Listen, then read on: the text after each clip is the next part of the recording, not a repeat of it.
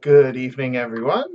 It's been a long time since I've recorded a video, and I've had a few requests that I return.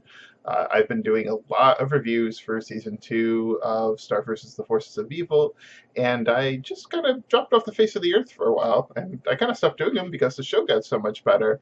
I still intend to finish up season two. In fact, I may even get back to reviewing some of those episodes before the upcoming major unloading of episodes in February comes up, which is one of the reasons I've taken to YouTube today. So I wanted to talk a bit about that, whatever we want to call it, the Star Bomb, the Starship War. I've heard a lot of different silly names for it.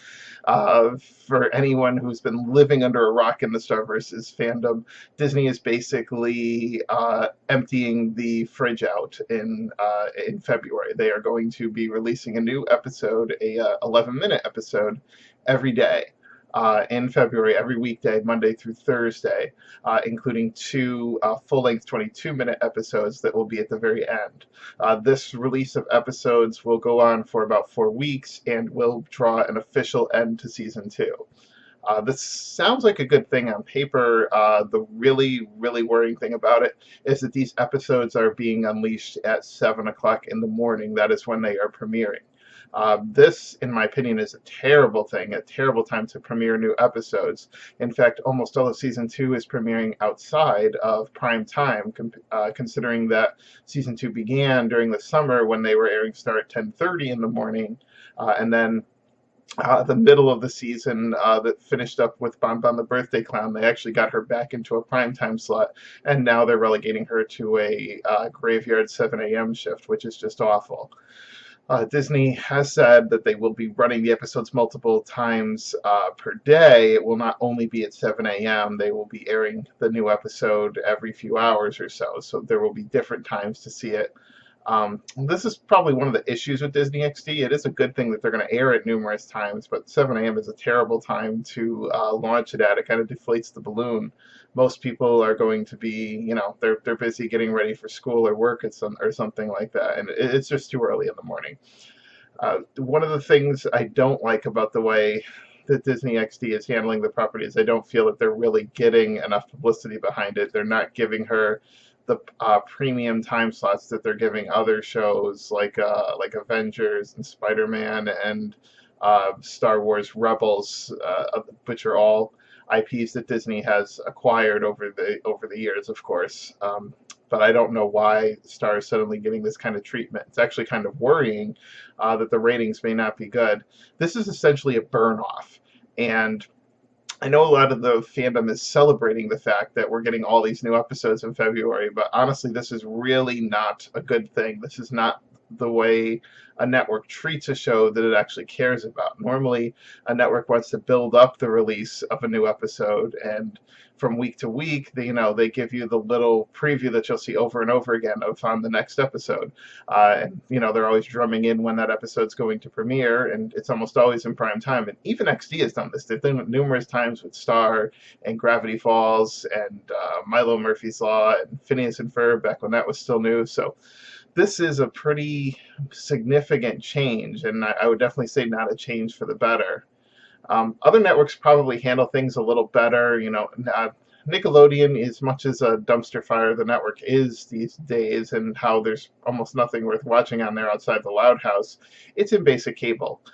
Cartoon Network, you can like their shows, you can not like their shows. I know there really isn't a whole lot of love for a lot of their series out there right now, except for regular show, which is going to be ending in less than 24 hours as I look at my clock. And of course, there's Steven Universe is probably their biggest darling, at least in terms of online fandom. And there's also The Amazing World of Gumball, which is also in its last season. Both regular show and Gumball being ended by the creators, not being canceled by the network. The Cartoon Network is also in basic cable. So most people, when they're watching shows that are either on Cartoon Network or Nickelodeon, they're either watching them on TV or they're watching them through Nickelodeon's on-demand app through their cable or satellite provider, or they're watching it through the actual app on their phones. So generally, those shows are being watched in a legitimate manner. Disney XD is a much more premium type channel. It's not quite premium in the way that, say, HBO or Showtime is premium, but requires a much higher package with carriers. So it reaches a lot less households. So the problem is you have a lot of shows on Cartoon Network and Nick being watched relatively legitimately, and a lot of people are essentially just kind of stealing the content from Disney XD. And that's not to say everyone's a thief. There's lots of kids that do have that package in their lineup and watch things, and some of us adults as well. I used to have cable, but that was because I actually worked for the cable company and was receiving it for free. So since it's now just under a year, it's been exactly 11 months to the day since I left that job. So I have not had cable since. I dropped down to an internet only. My parents do live right up the street, and I do mooch off of their cable. So I do get to watch things legitimately on TV if I want, as well as using some other means of watching programs when I would need to. This is inherently a risk, I guess, when you have any show that's going to be cable only. And when you're dealing with Nickelodeon or Cartoon Network or Disney, it really doesn't matter. But Disney and Disney XD have really just split into such different entities nowadays. It's not uncommon that you will see something from Disney Channel on XD or vice versa. But Disney is essentially the home. Disney XD is essentially the home for Disney's animation nowadays, at least anything that's relevant. And Disney Channel really doesn't do that much in the way of animation anymore. They mainly focus on live action, and even XD has gone this route a lot. They have numerous live action shows like Walk the Plank, Kirby Buckets, The Gamer's Guide to Pretty Much Everything, Lab Rats, and I'm sure I may even be forgetting one or two. So XD is not immune from live action, and not all live action is a terrible thing. Many of the shows on Disney XD are garbage, but heck, many of the live action shows on Nickelodeon are garbage too. So who's to say? Somebody's watching these shows because a lot of them tend to stay on, and they've been a real big boom. And you can't really blame Disney for keep trying. For every failed series that they have that doesn't really stay on the air for very long, they end up with something like Hannah Montana, which becomes one of their biggest franchises ever. I never really cared about Hannah Montana. That's another story altogether, but lots of little girls did, and that's what's important to Disney. Money, money, money. So, getting back to what's going on with Star, is this burn off of episodes at 7 a.m. a good thing? Generally speaking, no. No, it's not. I worry about the show's long-term viability if they've decided to start dumping episodes at 7 a.m. and start dumping them in quick succession like this. This isn't even so much a time slot move as that they're literally just emptying the pantry of every episode they have in the can. So this I find to be a colossal disappointment. The episodes themselves sound rather interesting, and I am looking forward to watching them, but I really don't know where all of this is going to lead for the show's long-term health. I mean, we do know there will be a season 3, as season 3 was greenlit and paid for before season 2 even hit the air. So there is that to fall back on, but I worry about the possibility of a season 4. Now, we have seen the logo for the show appear on a Disney sheet with some upcoming stuff about television, so it is possible we're going to get some kind of announcement there.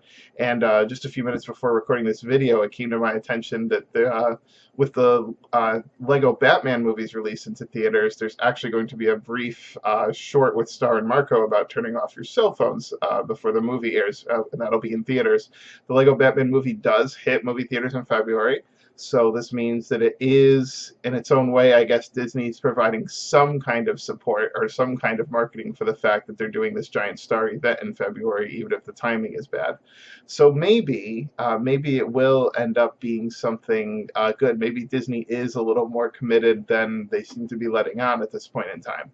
I certainly hope so, because I think that Star's a great show. I think Star is this great female lead.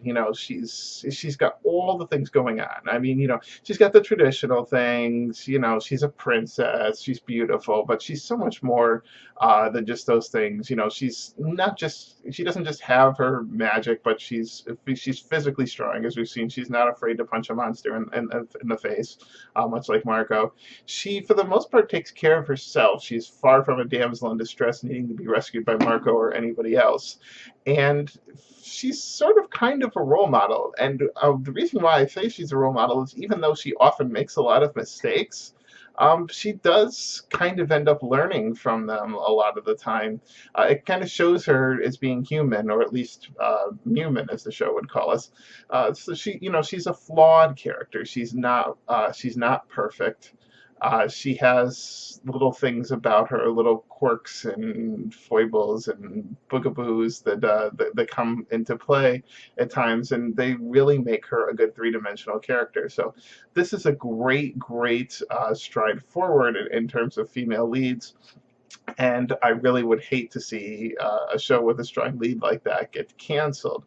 At the same time, I like the fact that Marco is still very much a good male lead. He's strong without being traditionally macho. He can be both, a total guy, but he can also be really sensitive too. He's Star's best friend through and through, and it's really just great to see those two play off of each other, and I don't really feel that one overshadows the other.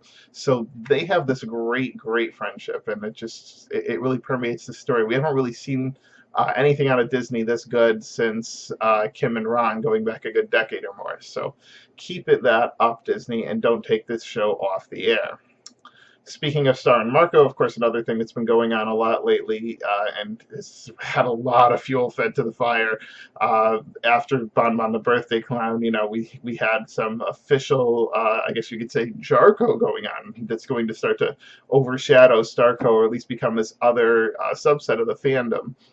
And I am totally for this. I'm really kind of disappointed that there's this whole Starco versus Jarco thing going on, because I don't think a lot of people get how important Jarco is to the series.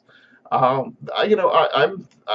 profess, I'm a Starco fan. I want to see Marco and Star get together, but it's going to take a long time. I don't want them getting together soon at all. In fact, I'd rather it get kicked down the curb. And if we do get a season 4, I'd rather not see it happen until season 4.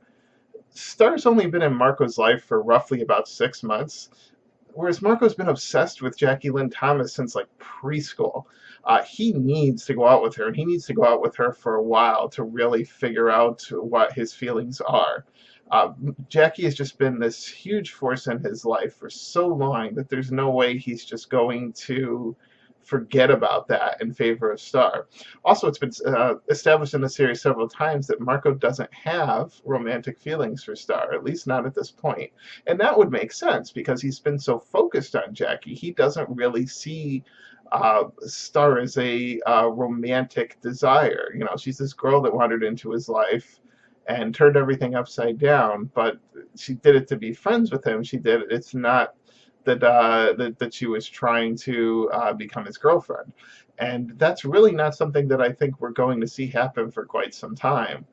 We, of course, have the little inklings that have been going on. We're finally starting to see it leak out that Star may think of Marco as more than a friend, and that's fine. In fact, I want to see those little things in her, because I think it's more than just, oh my God, Star might have feelings for Marco. I think what it's more about is that, Star is a teenage girl, and she's confused about a lot of things, and she doesn't know how she feels. She makes that whole speech in the sleepover episode, which I'll get into in some real detail when I eventually do a review of it. But Star doesn't really know how she feels about Marco, but I think it's safe to say that she definitely doesn't like the fact that an option is being taken off the table. Marco's always been a possibility for a romance. It's when she hasn't actually pursued, but it's definitely been there. The idea of him actually getting together with Jackie was probably pretty far-fetched in Star's mind, even though she did support him in this endeavor quite a bit. Even though she felt it probably might not happen with the way he is, she wants Marco to be happy because they're best friends. And now that it is actually happening, you can see that Star's a little taken aback and hurt by this. Maybe it's because of the fact that Star and Marco are so close. They are best friends. They share their dreams and their secrets and things with each other. And this is kind of now Jackie is like this other force that comes between them, and Star's realizing that she is no longer the center of Marco's world. Jackie is the center of Marco's world, and Star is still his best friend and still a significant force in his life, but Jackie is always going to come first. And Star's definitely not going to know how to deal with that. It's going to take her some time to figure out her place in all this. I personally don't believe that Marco will ever realize what Star could mean to him in any kind of romantic term until he's actually without her. I believe that Star needs to be gone in some capacity. Maybe she will go back to Muni, but whatever it is, she needs to be out of his life. And I think it's only then, when she's not in it, that he will actually begin to realize that he misses her, and he misses her in more than just a friendly capacity, that she's been this force of major change in his life, and maybe that he's kidding himself in this relationship with Jackie. See, the thing is, the whole Jarco thing, Marco and Jackie, they are good together. We've seen that in the scenes. I'm not saying that they're necessarily true love, but we've seen the way that they get along and the confidence that Jackie's begun to instill in him, and that Marco's finally letting go of some of his inhibitions and actually believing that he can be with Jackie. It's become successful. And, this is what he's wanted for almost all of his life, at least romantically. So this is a big, big step for him. And Jackie is good for him. They're nice together. I think the question is, they're nice together, but what about Star and Marco? What are they actually going to be like together? We know how they are as friends. We definitely like to see how they are as more. And I think they would actually ultimately be phenomenal. But again, we need to approach this the same way that Kim Possible and Ron Stoppable were handled. We all knew from the first episode that Kim and Ron were going to end up together. It was a question of when and how. And they were very smart in that show to not have it happen until the original ending would sow the drama, and then they kicked it further.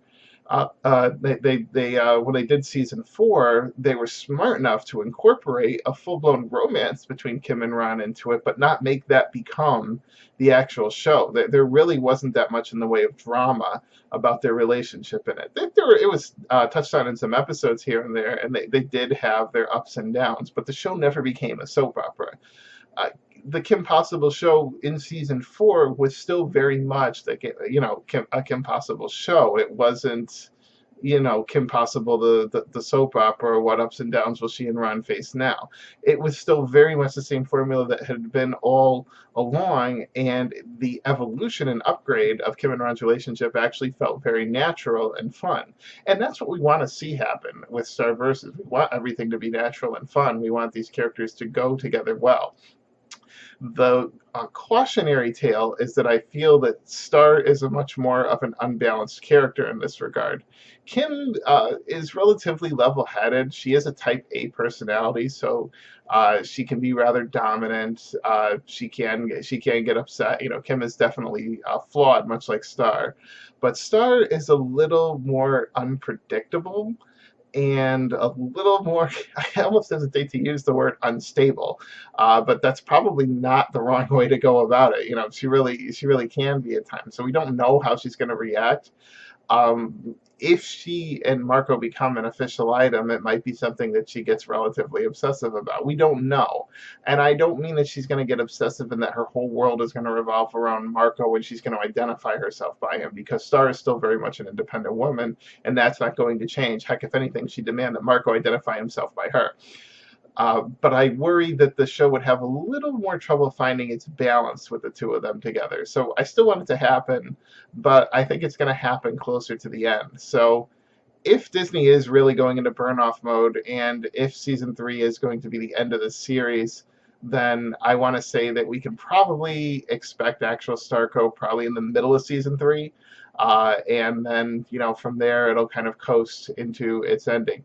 If there is a season 4, or maybe there won't be a fourth season, but maybe they're going to do something like a TV movie or miniseries or something else, I don't know, spin-off, who knows, then that could change things around. A definite season 4, I would say, would kick the whole Starco can down the road, and we probably won't see it for a while. We'll just get the little moments and hints at the blood moon and all these kind of things that they're meant to be together, but we'll probably see them stay relatively friends for a lot longer.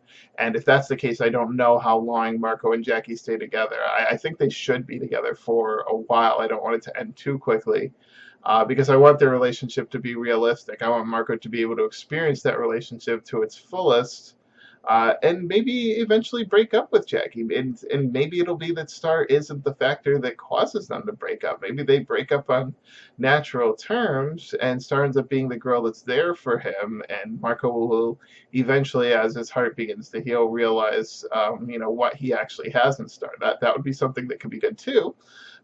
We really don't know. It's going to depend on timing. Timing is everything, and the one thing I don't want this show to do is rush it. I've actually been disappointed that there was so much little hints of Starco in season 2, because I felt it was too early. Although the ones that they handled towards the mid-season finale, I felt were a lot better. The early ones.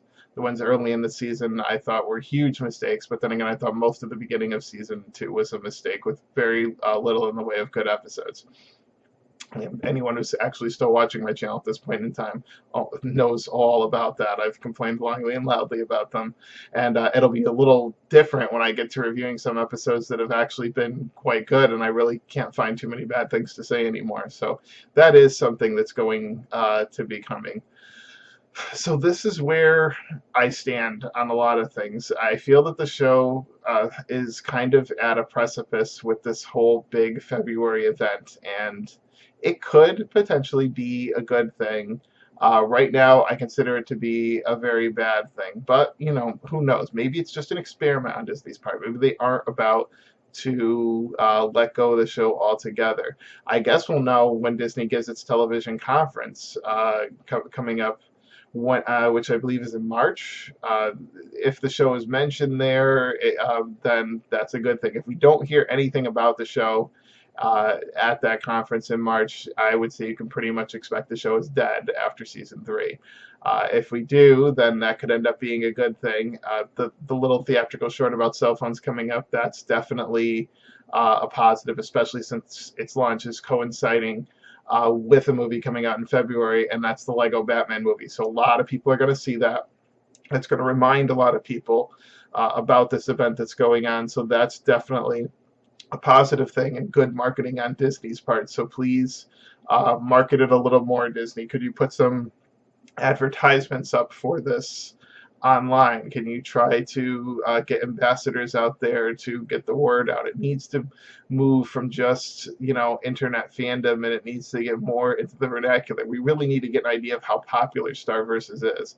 I was hoping that Star would really become the identity of Disney XD after Gravity Falls ended, because I feel the shows really share a lot of audience. If you like Gravity Falls, there's a good chance you'll like Star Versus, because it has a lot of the same offbeat vibe.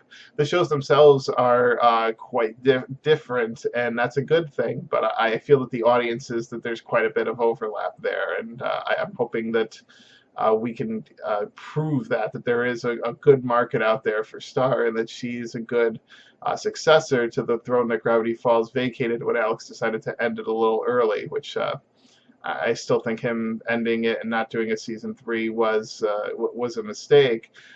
He followed his storyline, but he definitely should have not cut out all those character building episodes, and there definitely should have been a third season, even if it wasn't quite 20 episodes like seasons 1 and 2, but that sounds like another video altogether here. So thanks for watching. Those are my thoughts on what's going on in the world of Star Versus and the world of Starco versus Jarco, and why we're having this whole Starco versus Jarco thing. Come on, guys, that needs to stop. Jarco is an absolute necessity. let it happen, and that is the way that you're going to see Starco eventually bloom. You can't hurry love, you'll just have to wait. It's been said many times in song. All right, everybody, have a good night. Have a good night. Thanks for watching.